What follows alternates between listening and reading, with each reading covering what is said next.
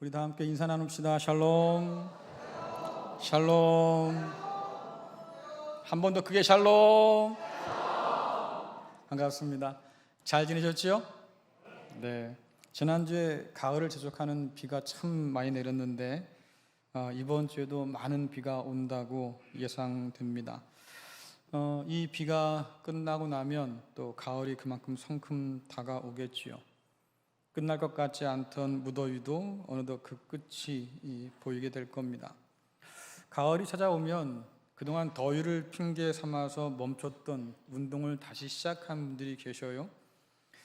여러 가지 운동을 하겠지만 몸에 큰 무리 없이 시작할 수 있는 운동 중에서 걷기만 한 게 없다고 그러죠. 근데 이 걷는 운동도 잘하면 효과를 더 높일 수 있다고 그래요. 걷는 속도나 방법에 따라 이 변화를 주면 그 효과가 배가 된다고 그러죠. 그 한 예로 뒤로 걷기가 있다고 그럽니다. 여러분 뒤로 걸어 보셨어요? 한 번쯤은 다 해봤을 것 같은데 이 뒤로 걸으면 평상시에 쓰지 않던 감각이나 근육을 쓰기 때문에 그만큼 효과가 뛰어나다고 그러죠. 그래서 종종 걷다 보면 뒤로 걷기 하시는 분들이 계셔요. 그런 분들을 보다가 문득 재미있는 생각이 들었습니다. 뒤로 걷는 사람은 앞으로 갈까요? 뒤로 가는 걸까요?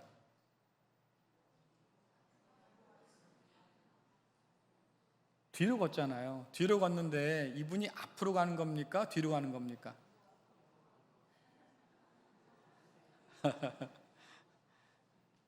남들은 별 생각 없는데 괜히 끄집어내가지고 자, 뒤로 걷는 사람에게 앞은 어딜까요? 그러면 네? 자, 통상적으로 우리가 앞이라고 하면 얼굴이 향하는 방향이죠. 시선이 향하는 방향입니다. 자, 그러면 뒤로 걷는 사람은 얼굴이 어디가 있어요? 반대로 보고 있는 거잖아요. 그런데도 우리 뭐라 그럽니까? 나는 지금 뒤로 걸으면서 어디로 가요? 앞으로 갑니다 라고 얘기해요. 분명 뒤로 걷는데 나는 앞을 바라보고 있는데 좀 이상하잖아요. 자, 이렇게 좀 혼란스러운 좀 생각을 해봤는데 한 가지 더 보면 앞을 뜻하는 한자가 뭡니까? 앞, 전이라고 하지 않습니까? 떼어줘 보세요. 한자 이 뜻이 그렇다고 그래요. 준비되어 있는 거 떼어주세요. 저를 난처하게 하시는군요. 자, 이제 앞전자의 뜻이 그렇답니다. 앞 혹은 먼저, 미래라는 뜻을 갖고 있다고 하지 않습니까? 그래서 최전방, 면전, 목전, 문전 그러면 앞이라는 뜻을 가지고 쓰인 단어가 맞습니다. 그런데 이 앞이라고 하는 이 전자를 시간이라고 하는 개념과 연결시키면 좀 달라져요. 기원전 하면 예수님 탄생 이전을 얘기합니다. 그러니까 미래가 아니라 과거를 얘기한다 그 말이죠. 이전 그러면 언제예요? 지금을 기준으로 해서 과거의 시간을 이전이라고 그러잖아요. 자, 그러면 전날 그러면 내일입니까? 어제입니까? 앞날이잖아요. 따지고 보면 번역하면 그렇죠? 앞날이면 내일이 돼야 될 텐데 우리가 사용할 때는 전날 어제라고 얘기한단 말이에요. 뜻은 미래라고 이야기하지만 그러나 우리가 사용할 때 이것을 과거의 시점으로 사용하기도 하는구나. 그래서 시간은 흔히 흘러간다고 하는데 이미 지난 시간을 우리는 흘러간 과거라고 말하고요. 아직 오지 않은 그 시간을 미래라고 우리는 통상 부릅니다. 우리는 오늘을 살면서 내일을 바라보는 것이 아니라 바꿔줘도 괜찮아요. 뒤로 걷는 사람처럼 말이죠. 어제를 바라보면서 혹은 과거를 바라보면서 살 수도 있겠구나. 살아온 삶이라고 우리는 말하고 앞으로 살아갈 삶이라고 그래요. 살아온 삶은 지난 날들이고 과거고요. 앞으로 살아갈 삶은 앞으로 남은 인생이잖아요. 우리가 앞으로 살아갈 인생. 그런데 앞으로 남은 인생을 살면서도 우리는 뒤로 걷는 사람처럼 과거를 바라보며 살 수도 있겠다 싶어요.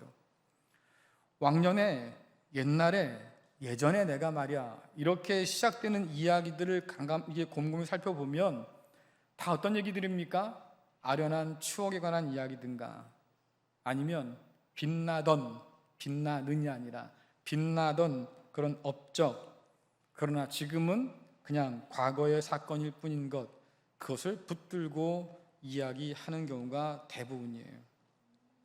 왜 내일을 바라보면서 오늘을 살아가야 할 우리가 그렇게 과거에 붙들려 살까? 왜 씩씩하게 앞으로 걸어가야 할 우리가 그렇게 뒷걸음질 치면서 걸어갈까? 저는 두 가지가 있다고 보는데요. 첫 번째는 두렵기 때문이에요. 내일이, 미래가 두렵기 때문에. 우리에게 미래는 언제나 불확실하잖아요. 어떤 일이 언제 어떻게 생길지 아무도 몰라요. 계획해도 계획한 대로 되지 않고요. 네. 그래서 미래는 그만큼 불확실하고 불안하다. 여러분, 오늘날 세상에서 사람들에게 잘 되는 사업, 잘 먹히는 사업 공통점이 있는데요. 예를 들면 이런 거잖아요. 보험 사업 잘 되죠. 텔레비 한번 켜보세요. 보험 상품이 몇 개가 소개되는지. 자동차 보험부터 시작해서 온갖 상해 보험부터 시작해서 무슨 근데 그 보험 이야기를 잘 들어보면 다 어떤 얘기들이에요? 언제 병 걸릴지 모르니까 미리 준비해 두세요 이라고 하는 거잖아요. 병을 안 걸릴 수도 있잖아요. 근데도 우리는 불안하기 때문에 그것에 솔깃해서 물론 나중에 병 들어서 그때 보험 들기 잘했지 할 수도 있지. 근데 그 보험 그런 불안 때문에 우리는 보험을 듭니다. 온갖 약들이 가득해요. 이 약 먹고 있으면 앞으로 이런저런 병들을 예비할 수 있습니다. 예방할 수 있습니다. 혹시나 싶어서 우리는 그 약을 사 먹지요. 결국 뭡니까? 이러한 산업들은 우리의 불안을 먹고 살아가는 거예요. 결국 우리가 당하는 이 불안들은 우리의 지갑을 열게 하는 아주 강력한 도구로 사용된다고 하는 거예요. 우리는 어떨지 모를 미래를 마주하기가 두려워서 얼굴을 돌리고 살기도 합니다. 지나온 날은 이미 겪고 지나왔기 때문에 생각해보면 그렇게 위험하지 않아요. 살아왔는 걸 지나간 건데, 그러니까 그 일로 인해서 불안할 필요는 없지요. 하지만 무슨 일이 있을지 알 수 없는 내일은 오늘 우리에게 위험한 거예요. 그러니 불안 가운데서 뒤를 보며 사는 사람이 점점 더 많아지지요.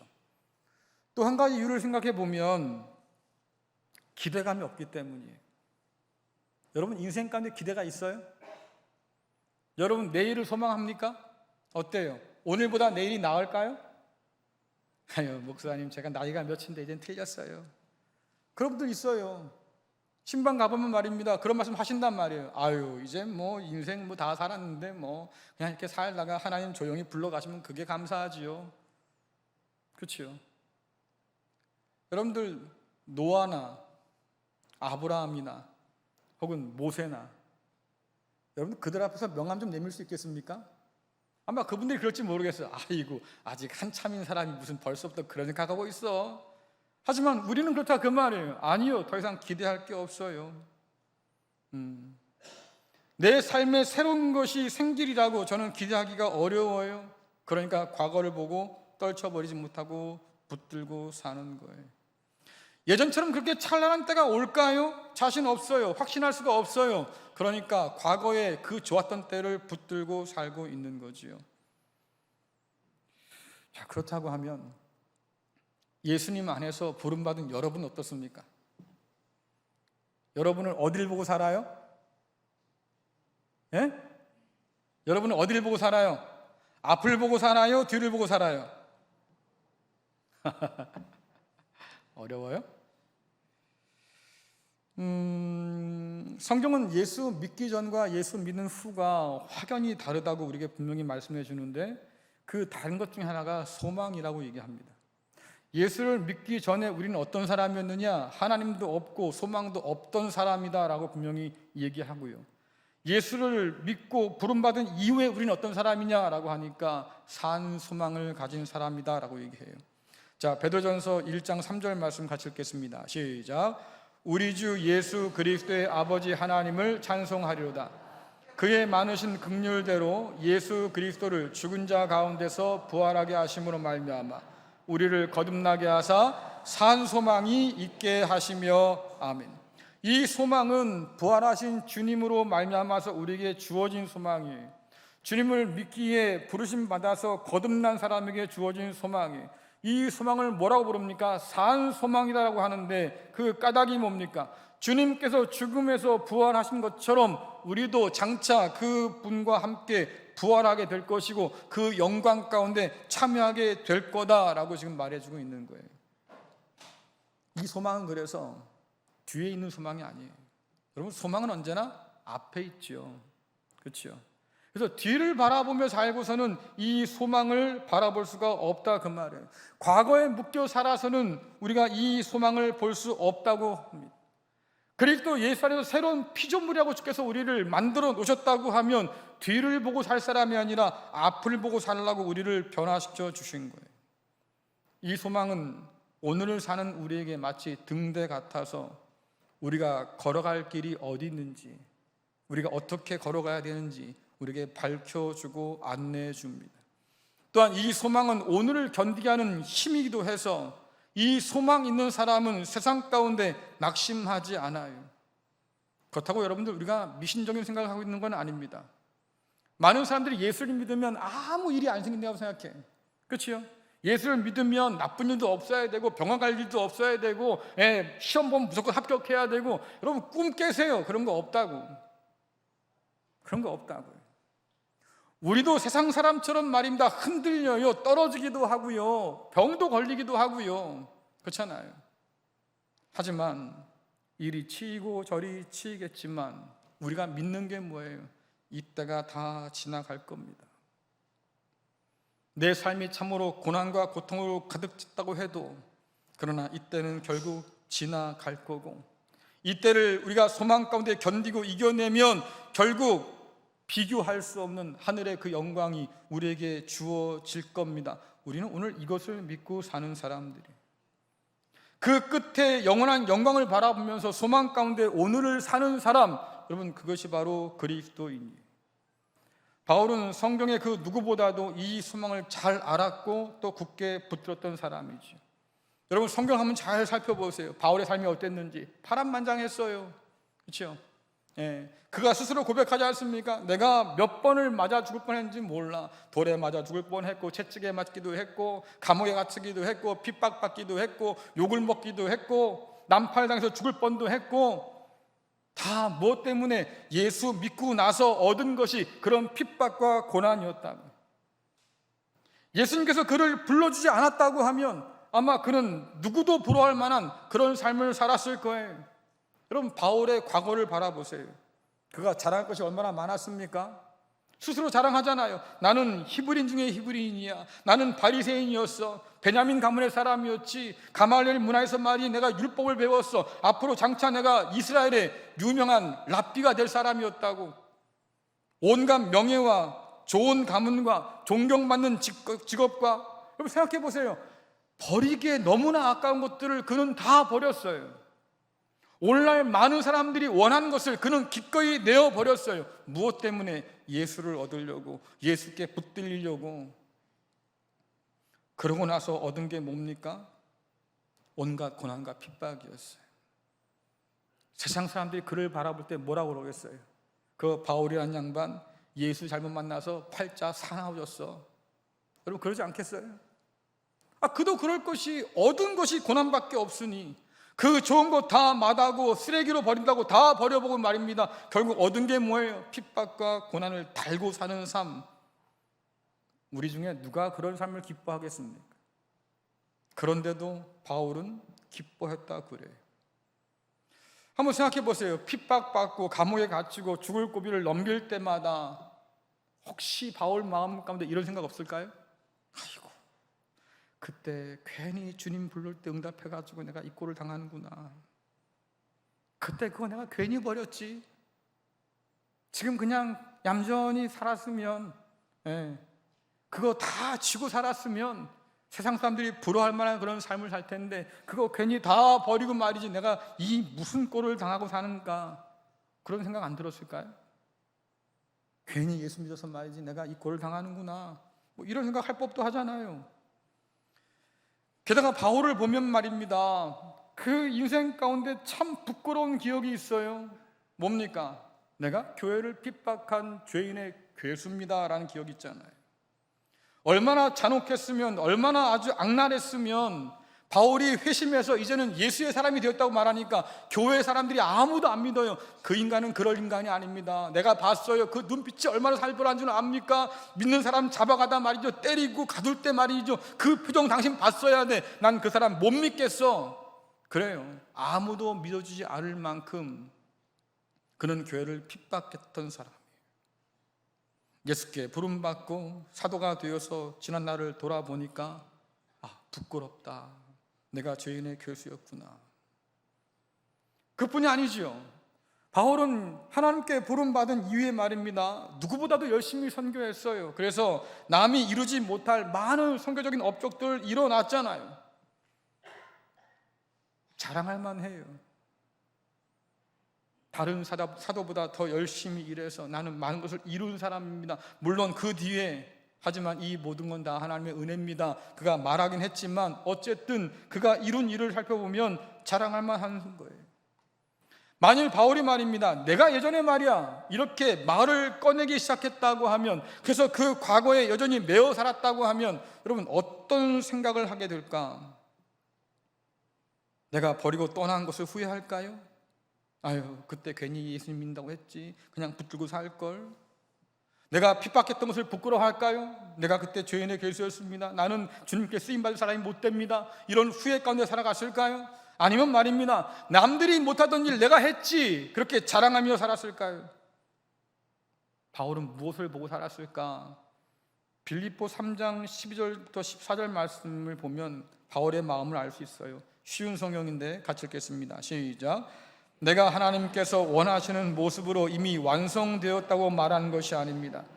난 아직 목표에 이르지 못했습니다. 나는 그 목표를 향해 열심히 달리고 있으며 그리스도 예수께 잡힌 바 된 그것을 잡으려고 쫓아가고 있습니다. 형제 여러분, 내가 아직 목표에 이르지 못했으나 여러분에게 한 가지 자신 있게 말씀드릴 수 있는 것은, 내가 과거의 것은 잊어버리고 앞에 있는 목표를 향해 힘껏 달리고 있다는 것입니다. 나는 목적지에 이르렀을 때 상을 받을 것입니다. 그 상은 하나님께서 내게 주시려고 그리스도를 통하여 친히 내리신 것입니다. 아멘. 오늘 바울이 뭐라고 그럽니까? 나는 뒤돌아보지 않을 겁니다 라고 얘기해요. 지나온 그 삶에 나는 집착하지 않을 겁니다 얘기합니다.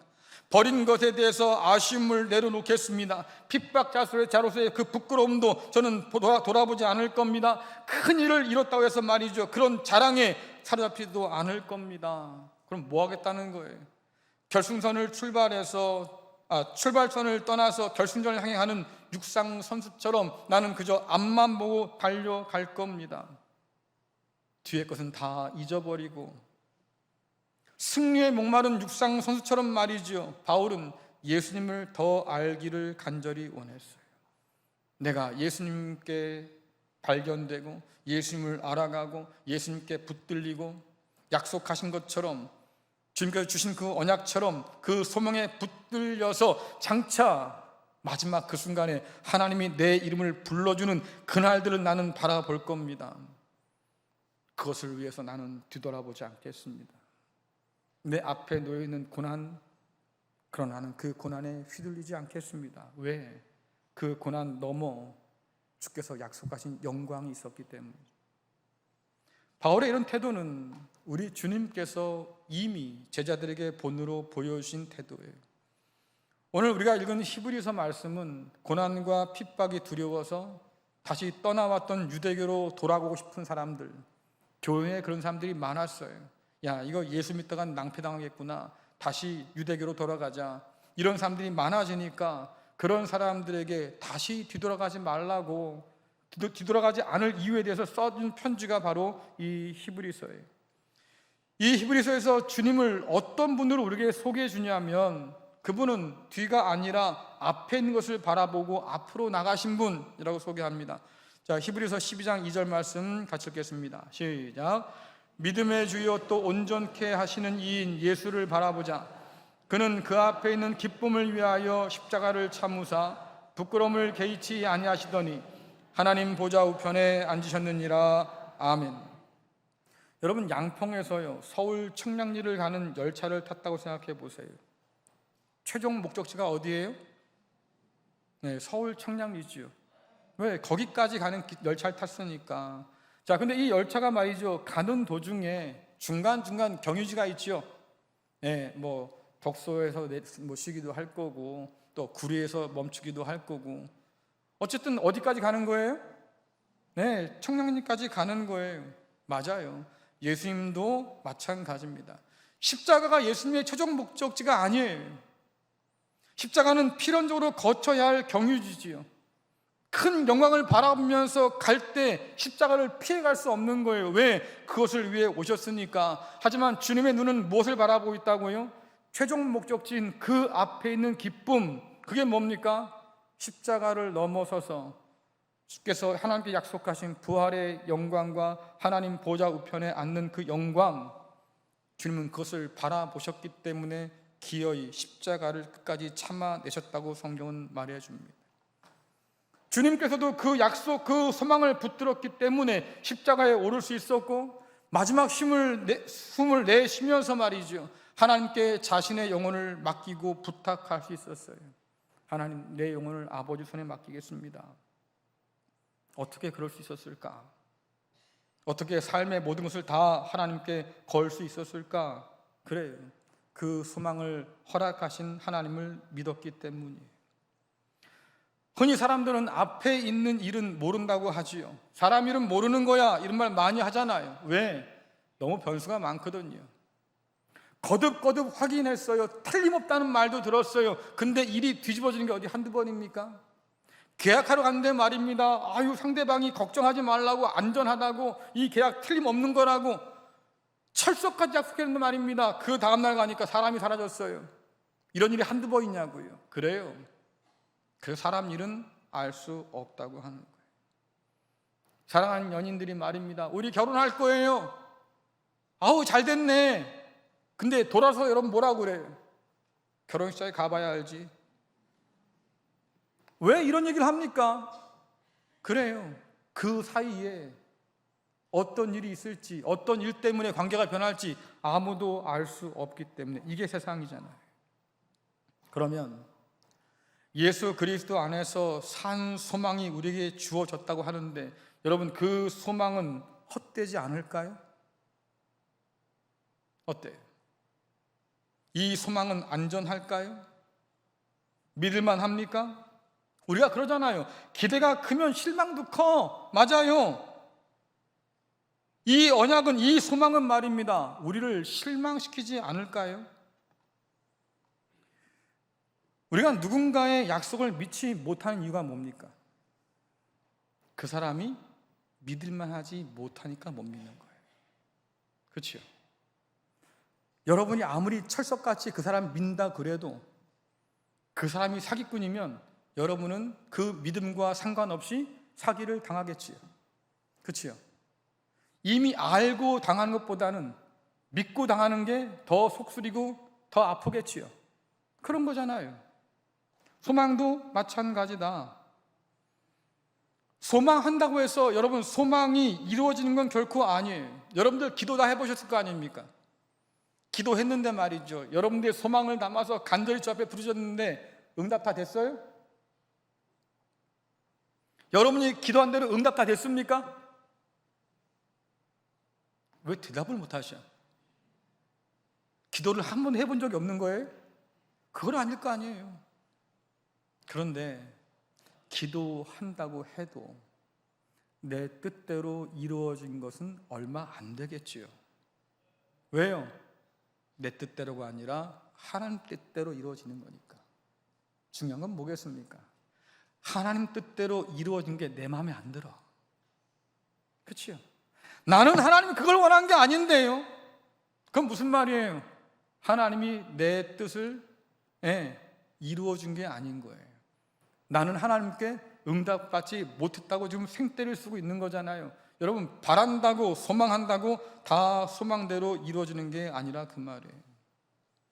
신뢰할 수 없다면 기대와 소망을 품을 수가 없겠지요. 결국 말입니다, 우리가 가지고 있는 이 산 소망이 헛되지 않다고 믿을 때는 이 소망을 약속하신 하나님이 믿을만한 분이어야 하는 거예요. 여러분, 하나님을 신뢰하십니까? 하나님 신뢰하셔요? 하나님을 신뢰하시는데 왜 이 소망 안에 살지 못할까요, 우리가? 이게 참 난센스예요. 기독교의 오랜 숙제예요. 분명히 우리는 믿는다고 말하지만 이 소망 가지고 사는 사람 전 많이 못 봤습니다. 여러분, 예수님 오실까요? 예수님 정말 오실까요? 여러분, 표정이 둘 중에 하나야. 뻔한 걸 왜 묻냐, 이런 분이 계시고, 글쎄요, 이런 분도 계시고요. 만약 정말로 우리가 주님께서 약속한 대로 오신다고 믿는다면, 그래서 주님의 오실 그날을 우리가 소망하며 산다고 하면, 약속하신 대로 그날에 우리가 하나님의 영광 가운데 들어간다고 정말로 믿는다고 하면, 여러분, 우리가 이렇게 살겠어요? 과연 이렇게 살까요? 아마 전혀 다른 삶의 모습을 가질 수도 있겠지요. 과연 우리에게 이 산 소망을 허락하신 하나님은 믿을 만한 분일까? 그래서 이 산 소망이 깨지지 않고 정말로 우리가 의지할 만큼 단단할까? 자, 히브리서 6장 18절부터 20절 상반절인데 이걸 쉬운 성경으로 읽어보겠습니다. 시작. 하나님께서는 결코 거짓으로 약속하지 않으시며 거짓 맹세도 하지 않으십니다.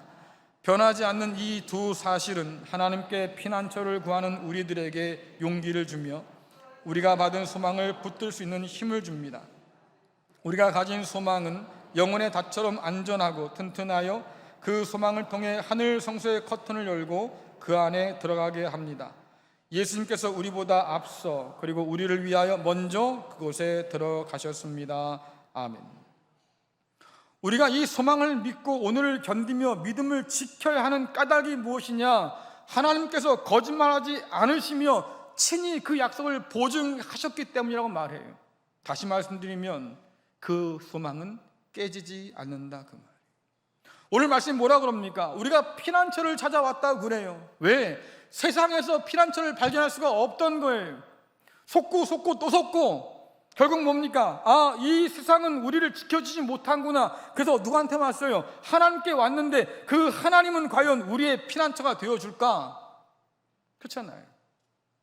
말씀 가운데 보니까 피난처를 구하는 우리에게 말입니다. 하나님의 그 소망은 용기를 줄까? 그 소망을 붙들고 우리가 살아갈 수 있는 힘이 우리에게 될까?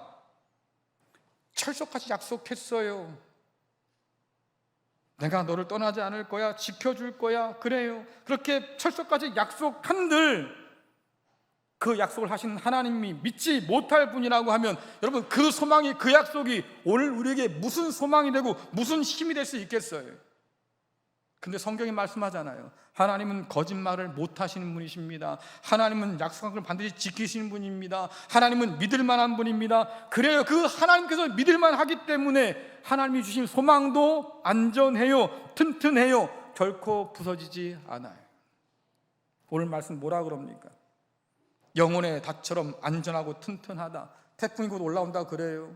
여러분, 태풍이 오기 시작하면요, 항구에 있는 배들이 죄다다 닻을 내리고요, 그 항구에다가 배를 다 메고 배들끼리 다 묶어놔요. 왜? 바람 불고 파도 쳐도 깨지지 말라고, 떠내려가지 말라고. 그렇게 해야 풍랑을 이기고 태풍을 이기고 배가 안전하게 남는다, 그 말이에요. 소망도 그렇다. 이 세상 가운데 흔들리며 살고 이리저리 깨이고 치고 사는 우리가 말입니다. 어떻게 그 소망의 날까지 견딜 수 있을까? 하나님 약속하신 날까지 견딜 수 있을까? 그래요. 이 소망의 자신을 붙들어 매야 산다, 그 말이에요. 오늘 말씀 뭐라 그럽니까? 그 소망을 통해 하늘 지성소의 커튼을 열고 그 안으로 들어가게 합니다. 누구를? 끝까지 그 소망을 붙들고 있던 우리를 주님께서 그 소망 바라보시면서 앞서 가셔서 결국 하늘의 영광을 얻은 것처럼 저와 여러분도 그 소망 안에 살면 마침내 하늘 지성소의 커튼을 열고 그 안에 들어가서 하나님 앞에 서게 된다고, 그 영광 가운데 서게 된다고 말씀하고 있는 거예요. 여러분, 벽에 액자를 걸어놨는데 액자가 떨어지질 않아요. 왜 떨어지지 않을까요? 네? 아니, 벽에다가 액자를 걸어놨다고요. 근데 이 액자가 안 떨어져. 왜요? 나는 절대로 떨어지지 않을 거야. 액자가 의지를 가지고 있기 때문에 떨어지지 않는 겁니까? 나는 절대로 떨어지지 않아. 떨어질 리가 없어. 나는 믿고 있으니까 안 떨어질 거야. 여러분, 그 믿음 때문에 액자가 안 떨어집니까? 아니에요. 벽에 단단히 박힌 못 때문에 안 떨어지는 거예요. 그렇죠? 소망도 마찬가지다. 앞서가신 주님께서 친히 믿고 자신의 생명을 걸 만큼 하나님의 소망은 단단하고 안전해요. 하나님이 친히 약속하시고 지키시는 소망이잖아요. 오늘 히브리서는 뭐라 그럽니까? 그러니까 우리들도 그 소망을 바라보면서 끝까지 갑시다. 누구처럼? 예수님처럼. 주님도 우리 앞에 놓여있는 그 소망 바라보면서 십자가를 참으셨고 결국은 그 하늘 영광에 들어갔으니 그분의 제자라고 하는 우리도 그렇게 따라갑시다라고 얘기하는 거죠. 여러분께 여쭤볼게요. 여러분의 소망은 뭡니까? 여러분 어떤 소망을 품고 살아요? 그 소망은 정말로 믿고 기대할 만한 산 소망일 수 있을까요? 그 소망은 오늘 우리가 살아갈 힘과 용기를 주고 내일을 향해서 나아갈 수 있도록 우리를 격려해 줄까요? 어떤 소망을 지금 품고 우리는 살아가고 있을까? 주께서 제자들에게 말씀하셨습니다. 쟁기를 잡은 자는 뒤를 돌아봐서는 안 돼. 주님께서도 그 쟁기를 붙잡았기 때문에 뒤돌아보지 않고 앞으로 가셨어요. 그 소망 붙들고 십자가를 기어이 지시고 결국 그 영광 가운데 들어가셨지요. 주께서 뭐라고 말씀하셔요? 그러니 너희도 너희 십자가를 지고 날 따라와야 돼 라고 말씀하셔요. 사랑하는 성도 여러분, 뒤의 것이 무엇인지 매이지 말고 앞에 있는 이 산 소망 붙들고 나갈 수 있기를 간절히 축원합니다. 버리고 떠나온 거 뒤돌아보지 마세요. 우리 앞에 하나님이 두신 그 놀라운 영광을 바라볼 수 있기를 간절히 축원합니다. 시대의 절망 앞에 무릎 꿇지 마시고요, 주님의 산 소망 붙들고 주님께로 달려갈 수 있기를 간절히 축원합니다. 그 소망 가운데서 보면요, 우리는 아직도 달려갈 길이 남아 있어요. 주저앉을 때가 아니라 그 말이에요. 도망칠 때가 아니라 그 말이에요. 뒷걸음치지 마세요. 코로나가 지나고 나니까 말이죠, 통계를 내보니까 한국교회 30% 이상이 다 떨어져 나갔어요. 3분의 1이 떨어져 나간 거예요. 심지어 조금 더 빡빡하게 통계를 내시는 분들은 그렇게 말합니다. 50% 절반이 떨어져 나갔습니다. 그래요. 다 어디 갔을까요? 코로나를 지나면서 말입니다. 그 절박한 상황 가운데서 하나님 붙잡지 못한 거예요. 야, 하나님 믿어도 별 수 없다라. 야, 코로나 봐라, 코로나. 하나님 계시면 이게 코로나 이게 있겠냐? 뭐 이러고 있는 거지. 그러니까 점점 하나님께로부터 떠나요. 왜? 산 소망을 믿지 못하고 잃어버린 거예요. 그러나 그 소망 안에서 보면 여전히 우리는 붙잡아야 할 표대가 앞에 있는 걸 알게 돼요.